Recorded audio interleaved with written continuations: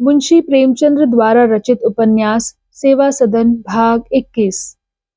विट्ठल दास को संदेह हुआ कि सुमन 30 रुपए मासिक स्वीकार नहीं करना चाहती, इसलिए उसने कल उत्तर देने का बहाना करके मुझे टाला है। अतएव वह दूसरे दिन उसके पास नहीं गए। इसी चिंता में पड़े रहे कि शेष रुपयों का प्रबंध कैसे हो। कभी सोचते दूसरे शहर में डेपुटेशन ले जाऊं, कभी कोई नाटक खेलने का विचार करते। अगर उनका वश चलता तो इस शहर के सारे बड़े बड़े धनाढ्य पुरुषों को जहाज में भरकर काले पानी भेज देते। शहर में एक कुंवर अनिरुद्ध सिंह सज्जन उदार पुरुष रहते थे, लेकिन विट्ठल दास उनके द्वार तक जाकर केवल इसलिए लौट आए कि उन्हें वहां तबले की गमन सुनाई दी। उन्होंने मन में सोचा, जो मनुष्य राग रंग में इतना लिप्त है वो इस काम में मेरी क्या सहायता करेगा। इस समय उनकी सहायता करना उनकी दृष्टि से सबसे बड़ा पुण्य और उनकी उपेक्षा करना पाप था। वह इसी संकल्प विकल्प में पड़े हुए थे कि सुमन के पास चलूं या ना चलूं। इतने में पंडित पद्म सिंह आते हुए दिखाई दिए। आंखें चढ़ी हुई लाल और बदन मलिन था। ज्ञात होता था कि सारी रात जागे हैं। चिंता और ग्लानि की मूर्ति बने हुए थे। 3 महीने से विट्ठल दास उनके पास नहीं गए थे।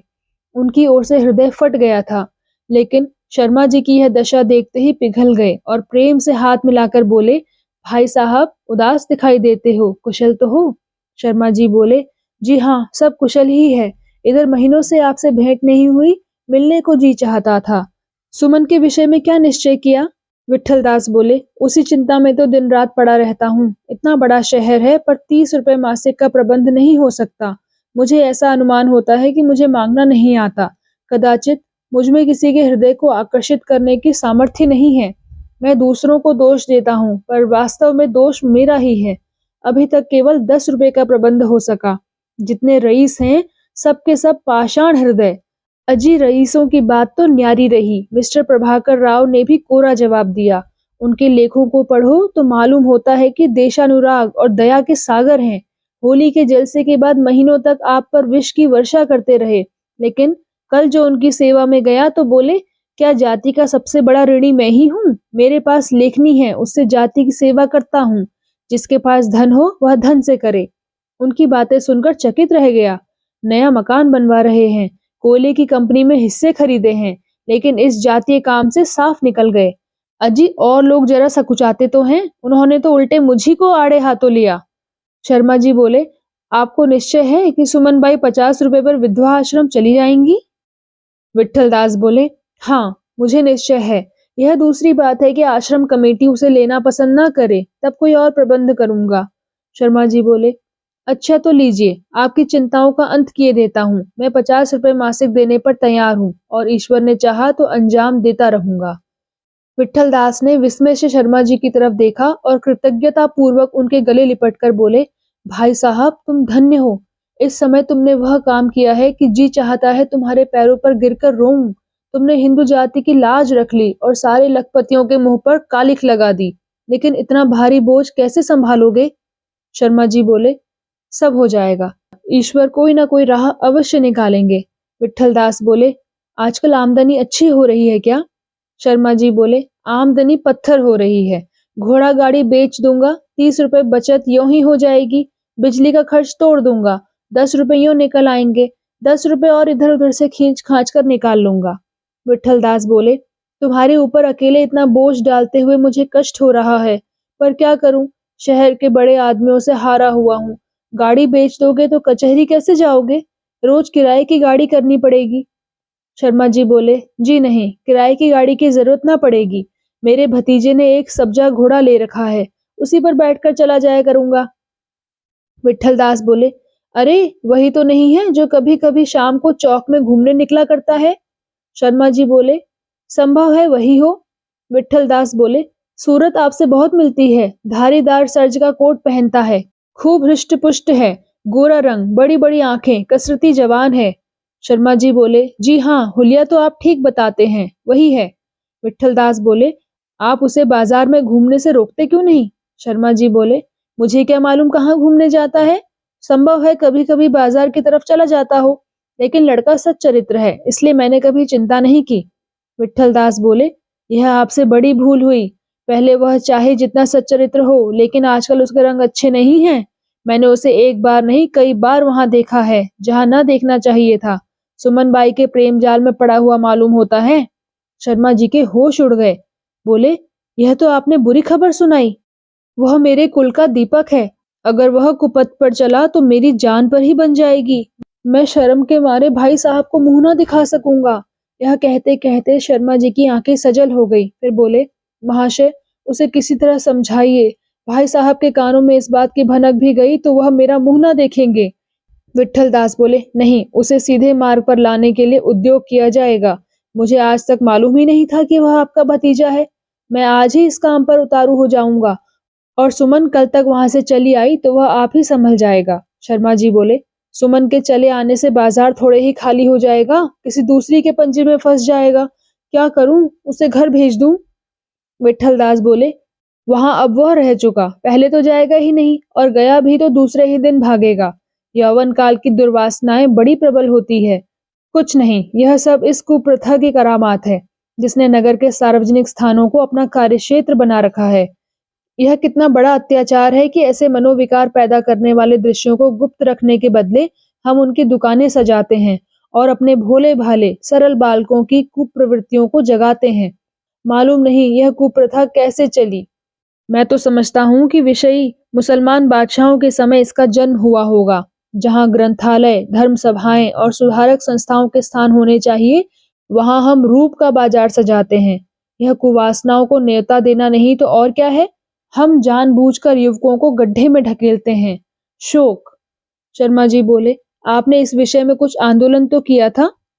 विट्ठल दास बोले, हाँ, किया तो था, लेकिन जिस प्रकार आप एक बार मौखिक सहानुभूति प्रकट करके मौन साध गए, उसी प्रकार अन्य सहायकों ने भी आनाकानी की तो भाई, अकेला चना तो भार नहीं फोड़ सकता। मेरे पास ना धन है, ना ऐश्वर्य है, ना उच्च उपाधियां हैं, मेरी कौन सुनता है। लोग समझते हैं बक्की है। नगर में इतने सुयोग्य विद्वान पुरुष चैन से सुख भोग कर रहे हैं, कोई भूल कर भी मेरी नहीं सुनता। शर्मा जी शिथिल प्रकृति के मनुष्य थे। उन्हें कर्तव्य क्षेत्र में लाने के लिए किसी प्रबल उत्तेजना की आवश्यकता थी। मित्रों की वाह वाह, जो प्रायः मनुष्यों की सुप्तावस्था को भंग किया करती है, उनके लिए काफी न थी। वह सोते नहीं थे, जागते थे, केवल आलस्य के कारण पड़े हुए थे। इसलिए उन्हें जगाने के लिए चिल्लाकर पुकारने की इतनी जरूरत नहीं थी जितनी किसी विशेष बात की। यह कितनी अनोखी लेकिन यथार्थ बात है कि सोए हुए मनुष्य को जगाने की अपेक्षा जागते हुए मनुष्य को जगाना कठिन है। सोता हुआ आदमी अपना नाम सुनते ही चौंक कर उठ बैठता है। जागता हुआ मनुष्य सोचता है कि यह किसकी आवाज है, उसे मुझसे क्या काम है, इसमें मेरा काम तो ना निकल सकेगा। जब इन प्रश्नों का संतोषजनक उत्तर उसे मिलता है तो वह उठता है, नहीं तो पड़ा रहता है। पद्म सिंह इन्हीं जागते हुए आलसियों में से थे।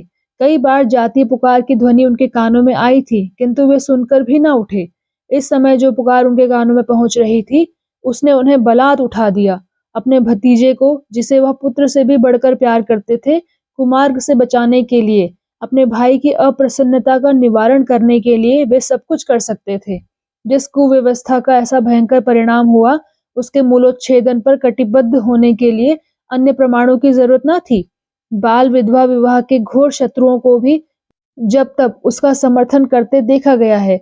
प्रत्यक्ष उदाहरण से प्रबल और कोई प्रमाण नहीं होता। शर्मा जी बोले, यदि मैं आपके किसी काम आ सकूं तो आपकी सहायता करने को तैयार हूँ। विट्ठल दास उल्लसित होकर बोले, भाई साहब, अगर तुम मेरा हाथ बटाओ तो मैं धरती और आकाश एक कर दूंगा, लेकिन क्षमा करना, तुम्हारे संकल्प दृढ़ नहीं होते। अभी यूं कहते हो, कल ही उदासीन हो जाओगे। ऐसे कामों में धैर्य की बड़ी जरूरत है। शर्मा जी लज्जित होकर बोले, ईश्वर चाहेगा तो अब की आपको इसकी शिकायत ना रहेगी। विट्ठल दास बोले, तब तो हमारा सफल होना निश्चित है। शर्मा जी बोले, यह तो ईश्वर के हाथ में है। मुझे ना तो बोलना आता है ना लिखना आता है, बस आप जिस राह पर लगा देंगे उसी पर आंख बंद किए चला जाऊंगा। विट्ठल दास बोले, अजी, सब आ जाएगा, केवल उत्साह चाहिए। दृढ़ संकल्प हवा में किले बना देता है। आपकी वक्तृताओं में तो वह प्रभाव होगा कि लोग सुनकर दंग हो जाएंगे। हाँ, इतना स्मरण रखिएगा कि हिम्मत नहीं हारनी चाहिए। शर्मा जी बोले, आप मुझे संभाले रहिएगा। विट्ठल दास बोले, अच्छा, तो अब मेरे उद्देश्य भी सुन लीजिए। मेरा पहला उद्देश्य है कि वेश्याओं को सार्वजनिक स्थानों से हटाना, और दूसरा, वेश्याओं के नाचने गाने की रस्म को मिटाना। आप मुझसे सहमत हैं या नहीं?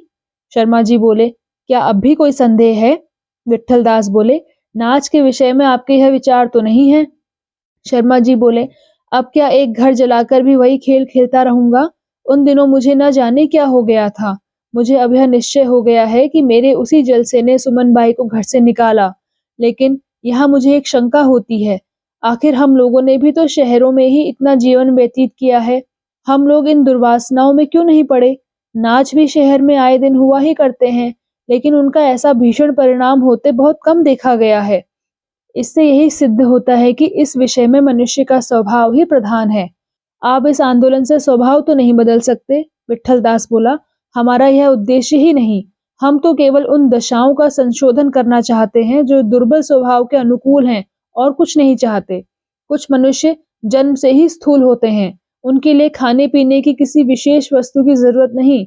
कुछ मनुष्य ऐसे होते हैं जो घी, दूध आदि का इच्छापूर्वक सेवन करने से स्थूल हो जाते हैं, और कुछ लोग ऐसे होते हैं जो सदैव दुबले रहते हैं। वह चाहे घी दूध के मटके में ही रख दिए जाएं तो भी मोटे नहीं हो सकते।